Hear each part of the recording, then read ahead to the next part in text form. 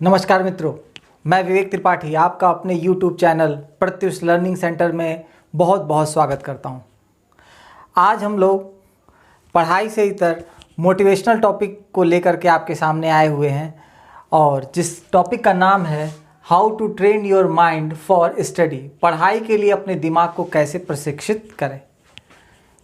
इस कला को मैंने भी अभी हाल में ही सीखा है। पहले मेरा भी दिमाग बहुत क्या था, चलायमान था, चंचल था। मैं एक जगह टिक करके बैठ के पढ़ नहीं पाता था। पढ़ाने के दौरान भी मेरा कंसंट्रेशन कभी वो होता था, लेकिन इन सब चीज़ों को मैनेज करने के लिए छोटी छोटी आप अपनी दैनिक दिनचर्या में बदलते हैं और वो चीज़ें आसानी से क्या होती हैं, होती चली जाती हैं। वो कहते हैं ना कि बूझी समा भी जल सकती है, बूझी समा भी जल सकती है, तूफानों से कश्तियाँ भी निकल सकती हैं। होकर मायूस यूं अपने इरादे न बदल, तेरी किस्मत भी कभी भी बदल सकती है। कहते हैं ना, तो कोई गारंटी नहीं है कि कब किसका भाग्य पलट जाए और कब किसकी किस्मत बदल जाए। तो चलिए आज हम लोग का ये जो टॉपिक है, इस दमदार टॉपिक को हम लोग शुरू करेंगे और आपसे रिक्वेस्ट है कि इसको शुरू से अंत तक आप ज़रूर सुनिएगा। हो सकता है कि इसका कोई एक पॉइंट आपकी ज़िंदगी में क्लिक कर जाए और आपका भी दिन आज से ही क्या हो जाए, परिवर्तित हो जाए। ठीक है, तो चलिए। पहला है डिस्ट्रैक्शन शीट बनाना है आपको। अब मैं आपको बताता जाऊंगा कि डिस्ट्रैक्शन शीट क्या होता है। कि मान लेते हैं कि जैसे आप पढ़ने के लिए बैठते हैं तो आपके दिमाग में तमाम तरह के विचार क्या होते हैं, चलने लगते हैं। जब विचार चलते हैं तो आप सोचते हैं कि यार अभी तो मुझे सिलेंडर भरवाने जाना है, अभी मुझे अपनी मोटरसाइकिल में पेट्रोल डलवाने जाना है, मम्मी ने बोला था ये काम करने के लिए वो करना है, उनका फ़ोन आया था, उन्होंने मुझे ये काम करने को। तमाम तरह की चीज़ें आपके दिमाग में क्या होती है, चल रहती है और आप बैठे हुए हैं स्टडी टेबल पे, लेकिन ये सब विचार आपके क्या हो रहे हैं, चल रहे हैं। इन सब विचारों से मुक्ति पाने का सबसे बेस्ट तरीका है एक डिस्ट्रैक्शन शीट बनाना। एक कागज़ का आप वाइट पेपर लीजिए और उस पर आप अपने सारे कामों को क्या कर लीजिए, लिख लीजिए कि ठीक है, अगर ये सारे काम करने तो फ़िलहाल अगर मैं यहाँ बैठा हुआ हूँ तो इस बैठे होने के दौरान मुझे अपना बैठ के इस काम को कंप्लीट करना है और ये जितने दिमाग मेरे पॉइंट चल रहे हैं इनको मैं एक पेपर पर लिख लेता हूँ कि कहीं मैं भूल ना जाऊँ। और विश्वास नहीं मानेंगे मेरे दोस्त कि जैसे ही आप पढ़ करके अपना काम टेबल पर से ख़त्म करके उठेंगे, आप देखेंगे आपकी ही डिस्ट्रैक्शन शीट पे जो चीज़ें लिखी हुई हैं वो धीरे धीरे क्या होती जाएंगी, कम होती जाएंगी। क्योंकि आपको लगेगा यार ये काम अगर मैं नहीं भी करूँगा तब भी मेरे दैनिक दिनचर्या पे कोई प्रभाव पड़ने वाला नहीं है। और धीरे धीरे आपके वर्क भी क्या हो जाएंगे, कम हो जाएंगे और उन वर्कों में जो इम्पोर्टेंट वर्क होंगे वो क्या रह जाएंगे, वो आप आसानी से कर भी सकोगे और आपको याद भी रहेगा। इसलिए डिस्ट्रैक्शन शीट का बनाना बहुत ज़रूरी है। क्यों?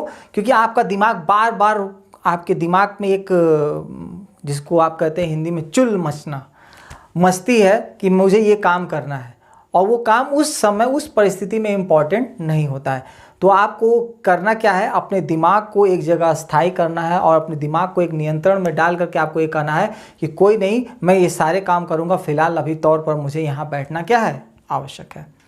तो आपने जितने भी ज़रूरत के काम और गैर ज़रूरत के काम हैं उन सबको क्या कर लेना आप। और आप देखेंगे कुछ समय के बाद जब आपका दिमाग नियंत्रित होता है, कंसंट्रेट होता है फुल्ली, तो आपको पता चलता है कि उसमें कुछ ही चीज़ आपके काम की थी, बाकी उसमें की गतिविधियां आपके किसी काम आने वाली नहीं है।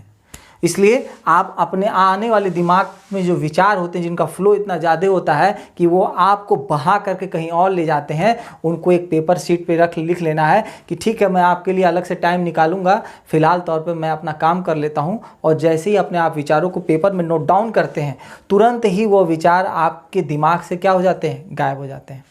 तो सबसे पहले आपको काम करना क्या है, डिस्ट्रैक्शन शीट बनानी है। अपनी जितने दिमाग में फालतू के या कार्य के जितने भी विचार चलते हैं उनको एक जगह क्या कर लेना है, लिख लेना है।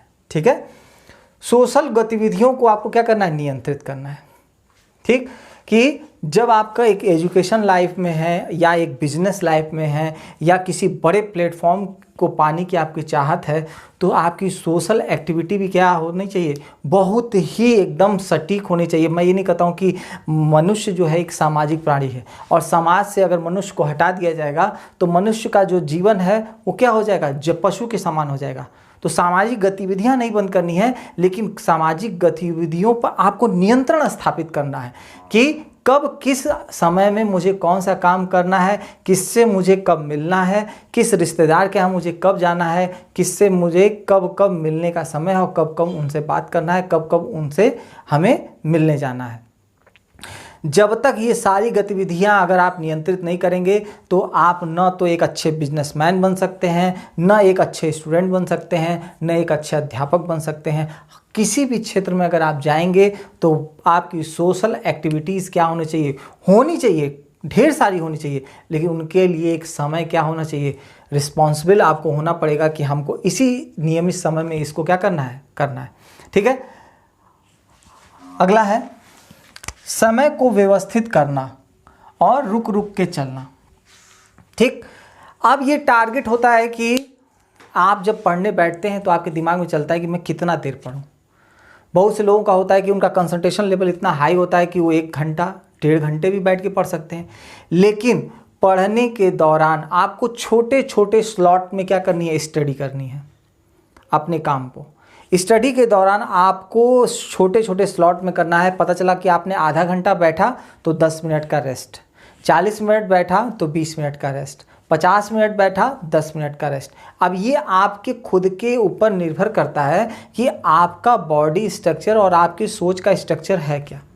अगर आप कम पढ़ पाते हैं तो आप 30 मिनट पढ़िए और 10 मिनट क्या करिए, रेस्ट करिए। तो रेस्ट के दौरान ये नहीं कि आप उठा करके ऐसी गतिविधियों में भाग लें जिससे आपका दिमाग और भी डिस्टर्ब हो जाए। आपको करना क्या है, आपने जो पढ़ा है उसको आपको रिवाइज करना है। नहीं तो आप कोई भी म्यूज़िकल साउंड सुन सकते हैं, वाइट नॉइस सुन सकते हैं, जिसमें आपको क्या होगा, तरंगों की आवाज़ें होती हैं या समुद्र की आवाज़ें होती हैं, उनकी लहरों की एक शांत उसकी जो होती है शीतलता, उसकी साउंड्स होते हैं। तो आप 10 मिनट जैसे करेंगे तो आपका दिमाग जो होगा वो एक रिलैक्स मोड में आ जाएगा। तो आप दोबारा उन काम को फिर क्या करने के लिए दोबारा रिचार्ज हो जाएंगे और आपका बॉडी फिर से क्या हो जाएगा, एक्टिव हो जाएगा। ठीक है ना। हम कहते हैं ना कि हम उन चीज़ों के बारे में अपना समय नहीं बर्बाद करना चाहिए जिनको हम बदल ही नहीं सकते। हमें अपना समय एकदम नहीं उन चीज़ों के बारे में बर्बाद करना चाहिए जिनके विषय में हम कुछ कर ही नहीं सकते, हमारा उनके ऊपर कोई नियंत्रण नहीं है।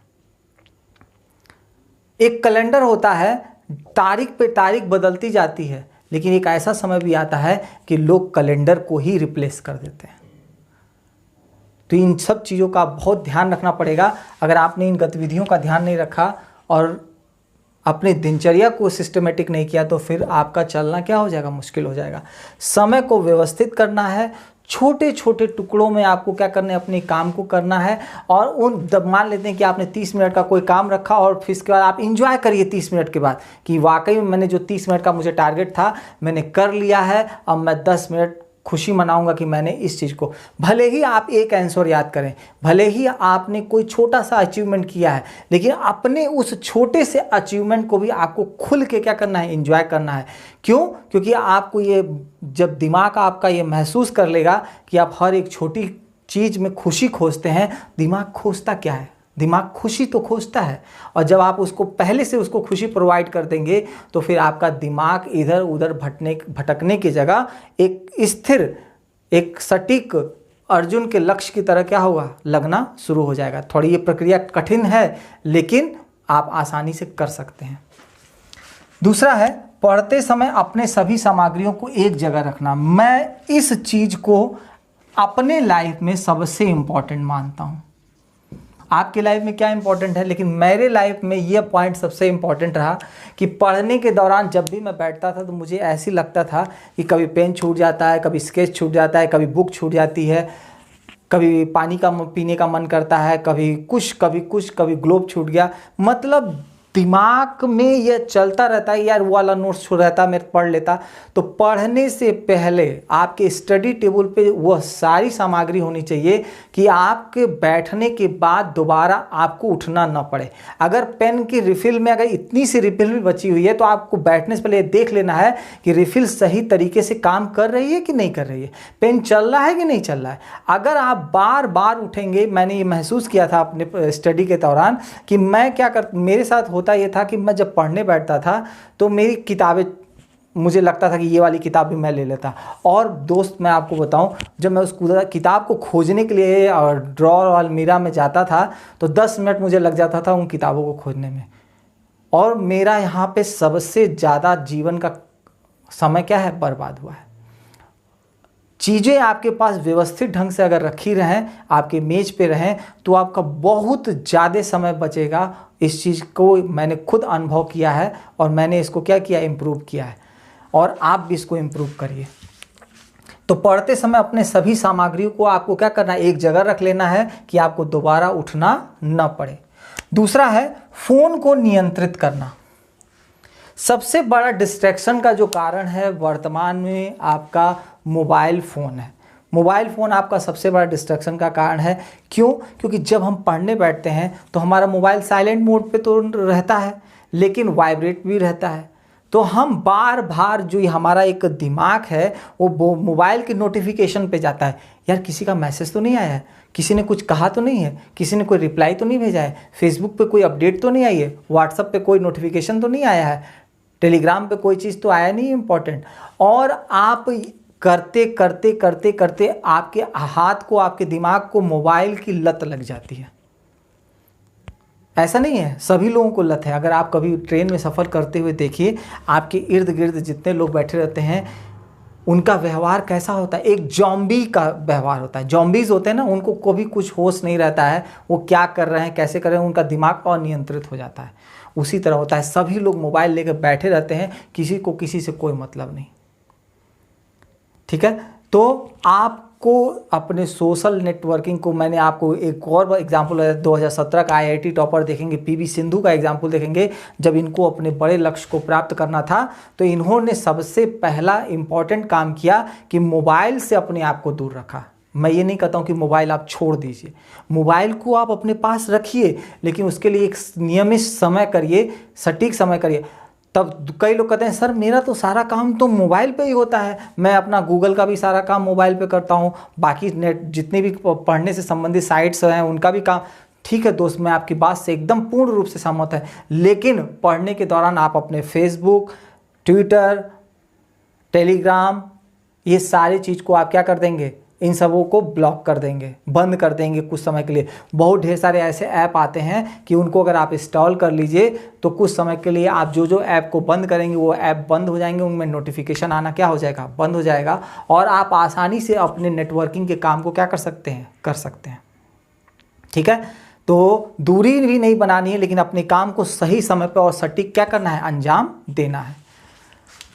अगला है स्वच्छता पर ध्यान देना। ये सबसे इम्पॉर्टेंट है कि जहाँ आप बैठ रहे हैं, जहाँ आपको बैठना है, जहाँ आपका इन्वायरमेंट है, जिस मेज कुर्सी पे आप बैठे हुए हैं, पता चला कि किताबें सब एक जगह डिस्टर्ब हैं, आपका पूरा चद्दर बिगड़ा हुआ है और आपका मेज़ पूरा डिस्टर्ब है, एक किताब मेज़ पे, एक किताब बेड पर है, एक किताब सोफे पे है, तो आपका क्या हो जाएगा, एक अव्यवस्था हो जाएगी। और जब अव्यवस्था रहती है तो इसका सबसे बड़ा ड्रॉबैक क्या होता है, आपका दिमाग बार बार उन चीज़ों पर, उन सामानों पर जाता है जो आपके इर्द गिर्द बिखरे रहते हैं।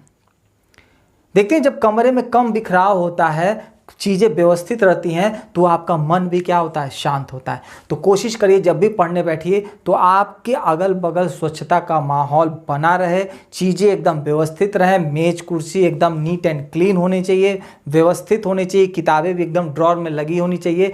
अगर वो बिखरी रहेंगी तो आपका ध्यान बार बार भटकेगा, बार बार किताबों में आप दूसरी किताबों को खोजने का प्रयास करेंगे और ऐसे ही समय बीतता चला जाएगा। केवल पूरे इस ब्रह्मांड में एक ही ऐसी चीज़ है जो है समय, जिसको हम दोबारा वापस ला नहीं सकते। बाकी सब चीज़ जनरेट दोबारा की जा सकती है, लेकिन समय को दोबारा जनरेट नहीं किया जा सकता है। समय को बस बचाया जा सकता है, दोबारा रीजनरेट नहीं किया जा सकता। तो आपको अपनी स्वच्छता पे भी क्या करना है, ध्यान देना है। अगला है स्थिरता का सिद्धांत को अपनाना। स्थिरता, आपके अंदर क्या होना चाहिए, स्थिरता होना चाहिए।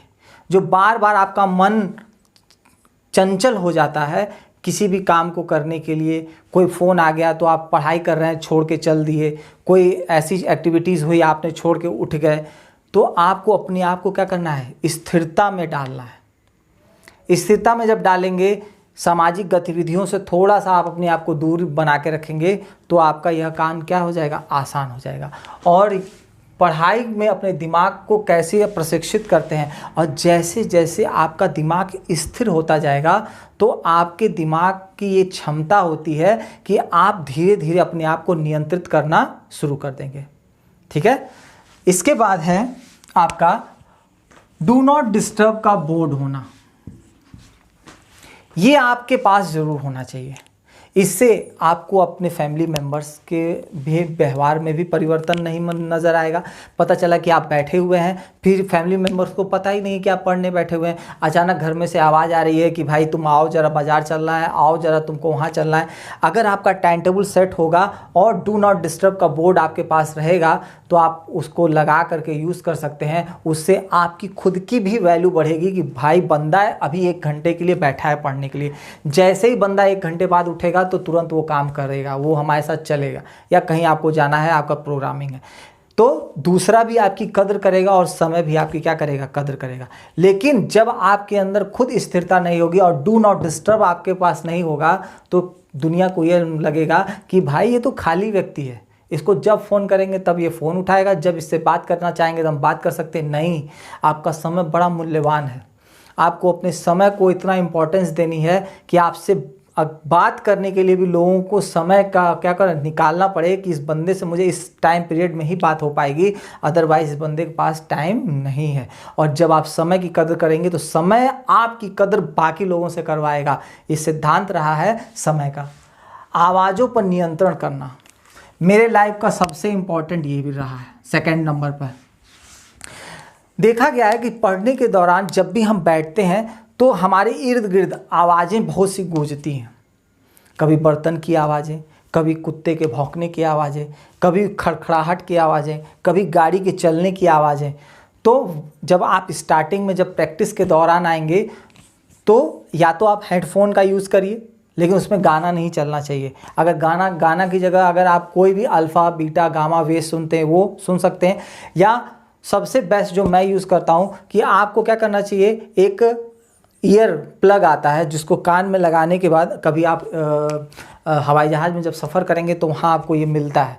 ईयर प्लग को जैसे ही आप कान में लगाएंगे तो आपके इर्द गिर्द की आवाज़ें आना क्या हो जाएंगी, बंद हो जाएंगी। और जब आवाज़ें आना बंद हो जाती हैं तो बगल में क्या हो रहा है जब आपको नहीं पता चलता है।